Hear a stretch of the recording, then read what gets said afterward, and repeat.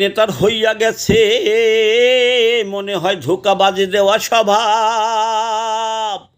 সে অনেক অনেক অনেক টাকার মালিক হইছে, কিন্তু তার মানবতার অভাব।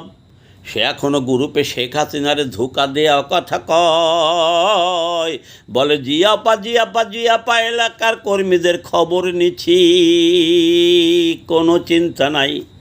তার এলাকায় খবর নিয়ে জানতে পারি ভাই, সে বর্তমান কর্মীদের খবর নেয় নাই। অতীতে ছিল তার তেলবাজ হাইব্রিড সেলফিলিক, তাদের খবর নিয়েছে মনে হয়। সে শেখ হাসিনারে মিথ্যা বলে নাই, বর্তমান তার এলাকায় কর্মী জনগণ তার সাপোর্ট নাই। তারা এখনও শেখ হাসিনারে ধোঁকা দিয়া যায়। বর্তমানে ডিজিটাল বাংলাদেশ, তাহা বোধহয় ওই নেতার জানা নাই।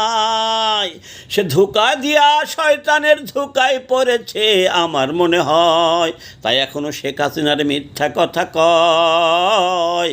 এলাকায় খবর নেওয়া যায় না দেখি, বর্তমান কর্মীর সাথে কোনো কথা বলে নাই, কোনো কর্মীর খোঁজ নেয় নাই।